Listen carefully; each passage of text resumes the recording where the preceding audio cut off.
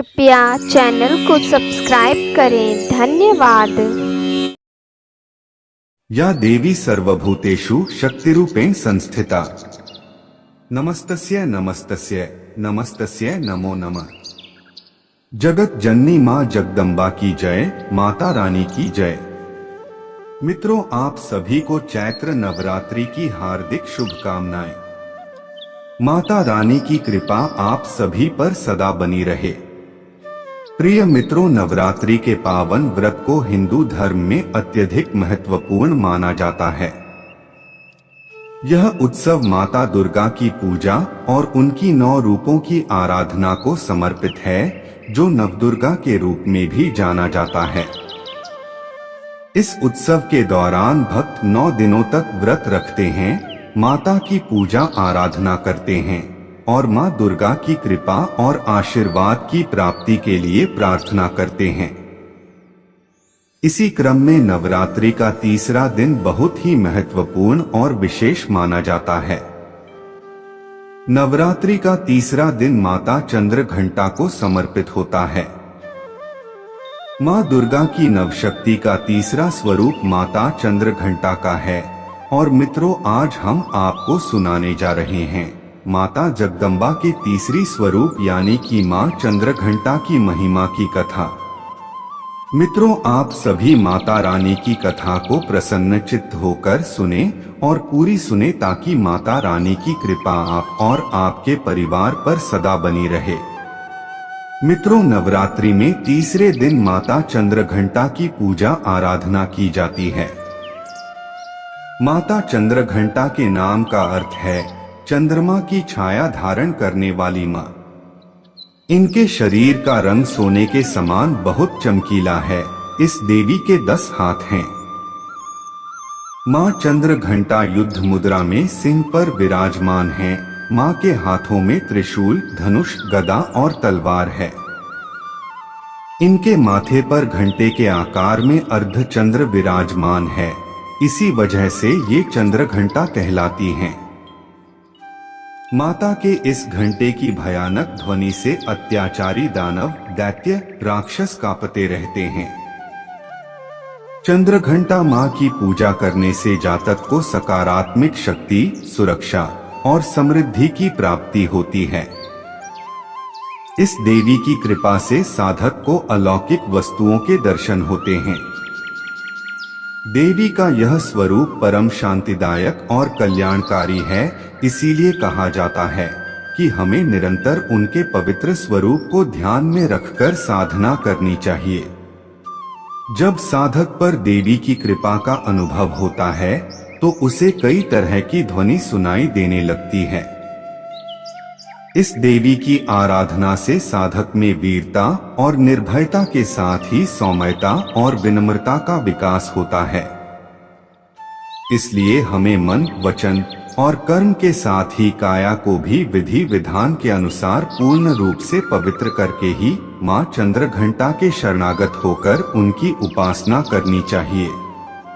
तो चलिए मित्रों, माता रानी के चरण कमलों का ध्यान करते हुए सुनते हैं माता चंद्रघंटा की कथा।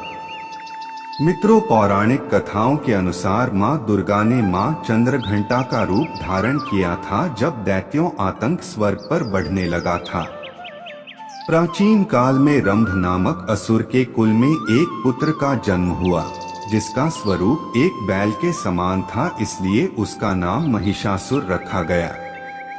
महिषासुर एक पराक्रमी और बलशाली असुर था, जो आगे चलकर दैत्यों का सम्राट बना। एक समय पर देवताओं और दैत्यों के बीच दिव्य संग्राम हुआ।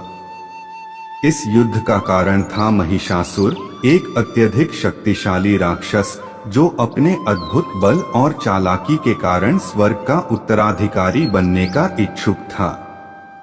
उसका उद्देश्य स्वर्ग पर विजय प्राप्त करना और देवताओं को पराजित करके उनका सम्राट बनना था। युद्ध के लिए महिषासुर ने अपनी अत्याधुनिक और शक्तिशाली सेना के साथ स्वर्ग की ओर प्रस्थान किया। जब एकाएक देवताओं को उसके आगमन की चेतावनी मिली, तो वो युद्ध के लिए तैयार हो गए, लेकिन देवताओं को महिषासुर के बल के कारण इस युद्ध में निराशा और पराजय की अनुभूति हो रही थी। महिषासुर के आगमन से स्वर्ग में भय और अशांति का वातावरण बन गया। उसने युद्ध में सभी देवताओं को हराकर इंद्र के सिंहासन पर अपना अधिकार जमा लिया। वो अभूतपूर्व शक्तिशाली एवं मायावी था। देवताओं को उसने आसानी से पराजित कर दिया और इंद्रलोक से तीनों लोकों पर शासन करने लगा। सभी देवतागण उससे परेशान होकर ब्रह्मा जी की शरण में चले गए और महिषासुर के प्रकोप से बचने के लिए प्रार्थना करने लगे। मित्रों, ब्रह्मा जी ने उन सभी देवताओं की पीड़ा सुनी और सारे देवतागण को अपने साथ लेकर उस जगह प्रस्थान कर दिए जहां भगवान विष्णु और भगवान शंकर उपस्थित थे। सभी देवतागण और ब्रह्मा जी ने वहां पहुंचकर महिषासुर के अत्याचारों के बारे में भगवान शिव और विष्णु जी को अवगत कराया। यह सारी बातें सुनकर भगवान विष्णु और शंकर जी महिषासुर समेत सभी दैत्यों पर अत्यंत क्रोधित हो उठे। महिषासुर के इस कृत्य से क्रोधित भगवान विष्णु और भगवान शिव के मुख से महान तेज उत्पन्न होने लगा और इसी प्रकार से ब्रह्मा जी, देवराज इंद्र आदि देवों के शरीर से भी तेज प्रकट होने लगा। सभी देवताओं के मुख से निकला तेज मिलकर एकत्र हो गया और एक महान देव दीप्यमान देह में परिवर्तित हो गया, जिससे सारी दिशाएं प्रकाशमान हो रही थी, जो अंत में एक अत्यंत भीषण विद्युत के समान सुंदर नारी के रूप में परिवर्तित हो गया। वो नारी साक्षात महिषासुर मर्दिनी माँ दुर्गा अर्थात माँ चंद्रघंटा थी, जिनके प्रकट होने पर देवताओं ने प्रसन्न होकर उनकी स्तुति कर उन्हें आभूषण तथा अस्त्र शस्त्र प्रदान किए। महिषासुर मर्दिनी माँ दुर्गा ने आश्चर्यजनक और भीषण गर्जना कर संपूर्ण अंतरिक्ष को प्रतिध्वनित कर दिया, जिसकी वजह से तीनों लोकों में हलचल मच गई। पृथ्वी तो कंपायमान थी और साथ ही विभिन्न लोक अपनी हदें पार कर उछलने लगे। सभी देवतागण देवी का जय जयकार कर नारा लगाते हुए गदगद वाणी से उनकी स्तुति कर रहे थे। इन अद्भुत शब्दों को सुनकर दैत्यों ने अपने अपने हथियार उठा लिए। उन्हें यह समझ में आ गया था कि भीषण युद्ध दस्तक दे रहा है। महिषासुर सभी दैत्यों को साथ लेकर उस तेज प्रकाश को लक्ष्य करके उसकी तरफ दौड़ पड़ा, जहां पहुंचकर दैत्यों ने देवी दुर्गा का एक ऐसा रूप देखा जिसमें देवी के चरणों के भार से पृथ्वी दब रही थी और उनके प्रकाश से तीनों लोक प्रकाशित हो रहे थे। महिषासुर का सेनापति शूर उन महान देवी दुर्गा पर टूट पड़ा। देखते ही देखते दैत्यों ने युद्ध छेड़ दिया। चतुरंगिनी ने भी अपनी सेना लेकर दुर्गा पर हमला कर दिया। दैत्यों की सेना में कई इतने बलशाली योद्धा थे कि उनका एक बार का वार किसी भी देवता गण को भी पराजित करने में सक्षम था। वो सभी दैत्य युद्ध स्थल में आकर देवी से लोहा लेने लगे और इस तरह हाथ सवार और भूत सवार सैनिकों भी देवी को चारों ओर से घेर कर अस्त्र शस्त्रों से प्रहार करने लगे। देवी दुर्गा ने खेल खेल में ही उन सभी के अस्त्र शस्त्रों को काट गिराया। देवी दुर्गा उन दैत्यों पर चढ़ गई और देखते ही देखते देवी दुर्गा ने त्रिशूल, गदा और शक्ति की वर्षा करते हुए बहुत से माह दैत्यों का संहार कर डाला। दैत्यों की सेना में हाथी, घोड़े और असुरों के शरीर से इतना रक्त गिरा कि वहां कई रक्तकुंज बन गए। जिस तरह अग्नि तिनके के ढेर को क्षण भर में जला देती है, वैसी ही दुर्गा देवी ने थोड़ी ही देर में दैत्यों की सेना का सफाया कर दिया। यह सब देखकर देवतागण हर्षित होकर देवी दुर्गा पर पुष्पों की वर्षा करने लगे। अपनी सेना का विनाश देखकर दैत्यों का सेनापति चिक्षु क्रोध से तिलमिला उठा और दुर्गा पर बाणों की वर्षा करने लगा। देवी ने अपने बाणों से उसके रथ के घोड़ों और साथियों को भी मार गिराया। साथ ही उसके धनुष और ध्वजा को भी काट गिराया। चिक्षु को अपने शूल पर बहुत गर्व था। उसने अपने शूल से दुर्गा पर पूरी ताकत से प्रहार किया, किंतु दुर्गा के पास पहुंचते ही उस शूल के टुकड़े टुकड़े हो गए। उसके शूल के टुकड़े टूटकर आकाश में प्रज्वलित छोड़ उठे और दुर्गा ने अपने प्रहार से चिक्षु के सैकड़ों टुकड़े कर दिए। माता के प्रहार से चिक्षु धराशायी होकर यमलोक सिधार गया। यह सब देखकर महिषासुर भैंसे का विकराल रूप धारण कर देवी दुर्गा के सिंह पर भी झपट पड़ा। जैसी ही महिषासुर का आक्रोश बढ़ गया, महिषासुर उग्र से उग्र होकर अपने खुरों से पृथ्वी को खोदने लगा और अपने सींग से पहाड़ों को उखाड़ उखाड़ कर दुर्गा की ओर फेंकने लगा। उसके इस कृत्य से पृथ्वी में दरारें पड़ने लगी और सींग के झटके से पहाड़ों के टुकड़े टुकड़े हो गए।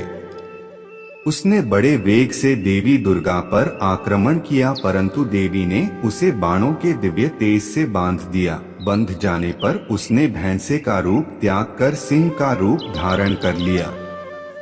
जब देवी दुर्गा ने उसका मस्तक कटना चाहा, तो वो एक पुरुष का रूप धारण कर हाथ में तलवार लेकर माता पर प्रहार करने लगा। जब उसको यह आभास हुआ कि पुरुष के रूप में वो कम बलशाली है, तो उसने एक बलशाली हाथी का रूप धारण कर लिया और मां भगवती के सिंह को पकड़कर खींचने लगा। मां भगवती ने अपनी तलवार से उसकी सूंड काट डाली, जिसके पश्चात उसने दैत्य से पुनः भैंसे का रूप धारण कर लिया। उसे पहले की तरह पैंतरेबाजी करते देख सारा जगत तत्राहिमाम त्राहिमाम हो गया। देवताओं को भयभीत देखकर देवी दुर्गा उछलकर महिषासुर के ऊपर चढ़ गई तथा उसे पैर से दबाकर उसके कंठ पर प्रहार कर दिया।